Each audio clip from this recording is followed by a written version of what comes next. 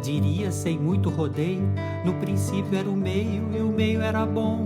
E o Espaço Mix está no ar e hoje a gente tem a alegria de conversar com um artista que há muitos anos investiga a canção e desenvolve trabalhos muito lindos. Luiz Tati, seja bem-vindo ao programa. E obrigado por me receber no seu estúdio, né? Obrigado vocês de terem vindo aqui. Bem-vindo aqui, bem-vindo aí, né? Exatamente. A gente conversa agora no momento onde você está comemorando o lançamento, né, do seu novo álbum, o Palavras e Sonhos. Para começar, de que maneira o trabalho está composto? Eu digo, entre inéditas, participações, revisitação de canções anteriores? Bom, o trabalho, na verdade, ele é assim, eu acabo fazendo os discos depois que eu tenho um repertório, digamos, às vezes até já apresentados, às vezes até com canções já gravadas por outros e tal, mas eu ainda não gravei. Então daí quando eu reúno esse repertório, eu faço o disco físico e depois é liberado na internet, fica disponível.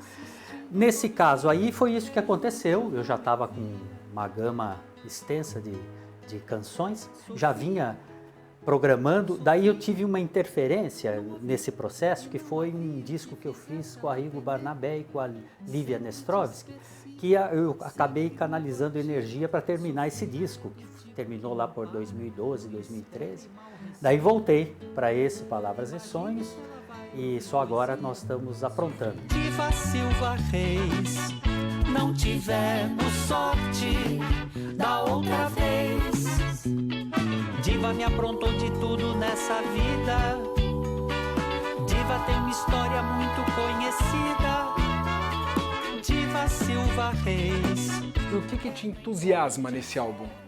Olha, muita coisa, principalmente o tratamento musical que ele recebeu foi superior ao dos outros discos, a meu ver, atualmente. E eu tenho a impressão que as canções são mais atraentes, porque eu vejo pelo retorno que eu estou tendo agora, né? As pessoas que começam a ouvir mais de uma vez não param mais de ouvir. Isso era uma coisa que nem sempre acontecia, porque às vezes os álbuns eram considerados muito experimentais e tal. Esse não. Ser feliz assim é meio chato e as coisas nem vão muito bem. Perdi o dinheiro que eu tinha guardado e pra completar depois disso eu fui despedido, estou desempregado. Amor que sempre foi meu forte. E daí convidei também as pessoas que eu sempre convido. A Nausete, ela é imprescindível nos meus discos e nos shows, né? A Jussara Marçal, eu tenho feito shows com ela, convidado para várias apresentações.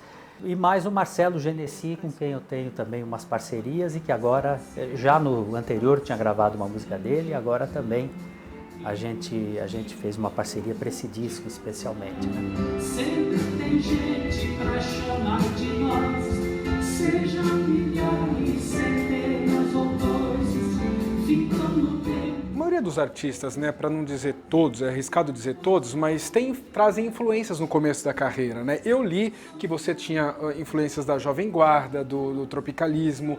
Já começa me confirmando se está certo.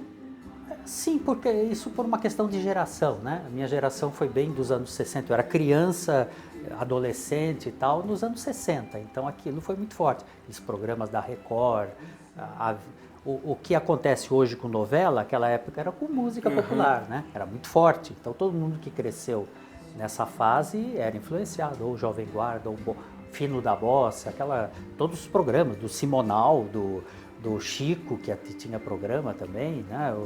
Elis Regina, quer dizer, aquele pessoal todo.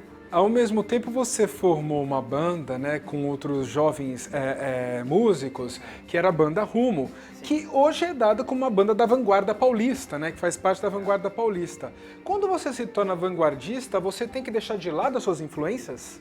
Não, na verdade a gente se torna vanguardista não por culpa da gente, né? A gente se torna vanguardista normalmente por ser rotulado de alguma maneira, ou pela imprensa, ou pelo que está acontecendo no momento, né?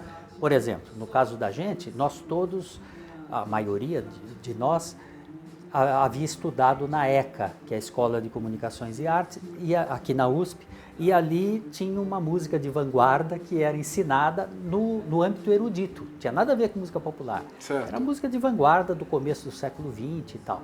Como vários de nós viemos de lá, por exemplo, o Manga do Premê, o Arrigo Barnabé, do Rumo tinha o Hélio Ziskindi, eu próprio, o Pedro Mourão, todos tínhamos vindo da ECA. Então, para a imprensa, era aquele pessoal que faz música de vanguarda na ECA. Ok, rapaz, você convenceu, é tudo seu, você não percebe?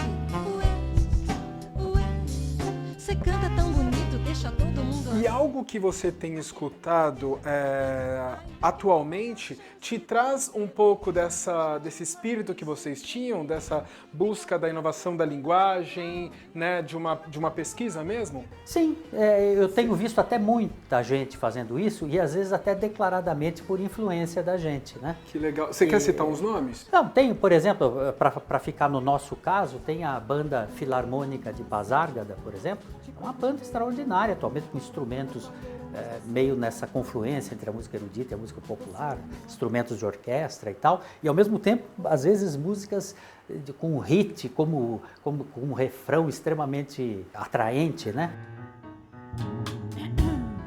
Um velho calção de banho. Atualmente, a produção musical é muito melhor, né, como a gente até conversou antes, é muito melhor e muito mais diversificada e inesperada. Você vai esperando uma coisa mais ou menos, você sempre sai empolgado com o que as pessoas fazem, composições excelentes, né?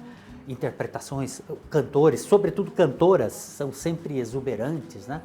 Então, quer dizer, eu vejo essa experimentação e essa necessidade de trazer sua identidade para o que está produzindo, para o que está criando, hoje com mais intensidade que antes. E você acha que é por conta das plataformas de divulgação, por exemplo, internet, ou o próprio, por exemplo, o Sesc, que é um grande incentivador, né, de novas canções, novos grupos, novas bandas.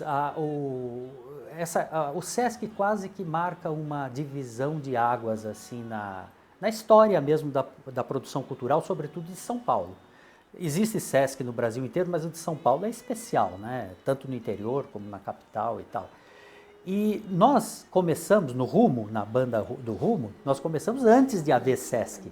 Por isso que havia necessidade do Lira Paulistana, para concentrar ali num porãozinho, né? Uma coisa super rudimentar, mas era lá que era possível se apresentar naquele momento. Logo em seguida, questão de uns 5 anos depois do movimento do Lira, da tal vanguarda paulista, surgiu o Sesc da Pompeia, já com uma inflexão profissional,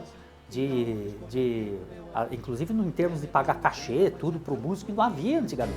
Enorme, enorme, cada vez que você dá um grito no sudeste, o pessoal do norte se estremece e é toda uma nação. Sofia, quando dorme, sente um prazer enorme. Fui saindo triste, abatido, tipo tudo está perdido. Eu falei que eu vim tateando você, né, cara? Porque eu conversei com o Zé Dunca, eu conversei com a Regina Braga, que juntas criaram o espetáculo Tô Tateando, que é baseado em canções suas, e que você me disse que foi assistir, e que janelas se abriram para você ao ver o seu espetáculo teatralizado, seu trabalho teatralizado? Justamente foi essa janela do teatro, né? Que eu não imaginava que as minhas músicas... Eu sentia personagens dentro da minha música, mas que só poderiam ser apresentados pela canção. Eu não esperava que aquilo pudesse ter até um certo desprendimento da canção. A Zélia chegou a ponto de tirar uma das melodias, como é o caso da canção Felicidade. Ela tirou a melodia e só disse a letra, interpretando, evidentemente. Então, quer dizer, essa dimensão que as letras poderiam ter, que os personagens ganhariam vida teatral, eu tive só assistindo o espetáculo que elas montaram. E mesmo insistindo todo dia, era inútil, não ouvia. Sofia! Sofia! Hoje, como você utiliza o seu tempo livre? Bom, eu ainda não experimentei tempo livre, e eu gostaria de experimentar, porque parece que o ócio ajuda muito algumas coisas, né? Eu ainda não cheguei nesse ponto, porque a hora que eu parei de dar aula em graduação, eu já estava com o disco em andamento e já estava lançando um outro, que esse outro que eu falei que eu fiz um pouco antes. Então estava sem parar com shows, né? E compondo parcerias, que não para de chegar a melodia para eu pôr letra aqui. Então, quer dizer, na verdade eu não sentia ainda essa coisa que deve ser muito agradável, você poder ficar pelo menos um dia sem fazer nada, né? Para depois no dia seguinte retomar. Pra saber, cara, você chegar nessa vida, não sei se é boa, né? A gente acha que é, né? É uma ilusão, né? O que idade significa? Hã? Idade significa para você? Ah, idade.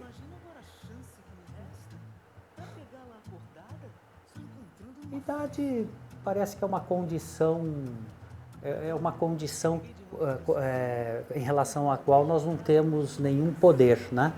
Idade é uma coisa que se esvai, é uma coisa que se esvai, por isso que você não pode se preocupar muito com isso, né? E as idades, de uma certa forma, devem ser vividas com o seu estado de espírito que você está na época, né? Não tenho muita... Eu só sei que não tenho o que fazer, é inexorável. Mas fica aquele sentimento, voltando no tempo faria outro som. Luiz, Tati, muito obrigado por me receber aqui no seu estúdio, cara. Obrigado a você, viu? E Palavras e Muito bom. Sonhos já está aí disponível para o público. Disponível fisicamente e aos poucos estará inteiramente disponível também pela internet. Para nossa alegria, para Ótimo. nossa felicidade, viu? Obrigado mais uma vez. Obrigado. Se quiser rever essa entrevista, é só entrar no YouTube/programa Espaço Mix. Na próxima terça-feira a gente traz outro convidado especial. Sou Fabrício Pietro, tchau.